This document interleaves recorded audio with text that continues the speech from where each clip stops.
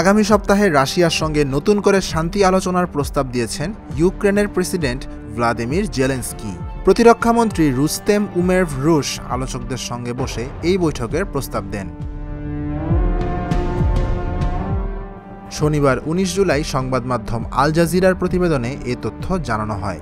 ইউক্রেনের প্রেসিডেন্ট বলেন, যুদ্ধবিরতির জন্য সম্ভাব্য সব পদক্ষেপই নিতে হবে। রাশিয়াকে সিদ্ধান্ত এড়িয়ে যাওয়া বন্ধ করতে হবে। যুদ্ধবন্দীদের বিনিময়, অপহৃত শিশুদের ফেরত, হত্যাযজ্ঞ বন্ধের জন্য শান্তি চুক্তিতে পৌঁছানো অত্যন্ত দরকার।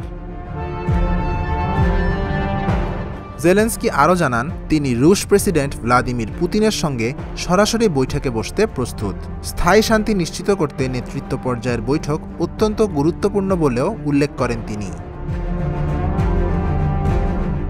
এদিকে ইউক্রেনের পূর্বাঞ্চলের পাভলোরাদে শহরে টানা ৬ ঘণ্টা ধরে বৃষ্টির মতো ড্রোন ও ব্যালিস্টিক ক্ষেপণাস্ত্র ছোড়ে রাশিয়া।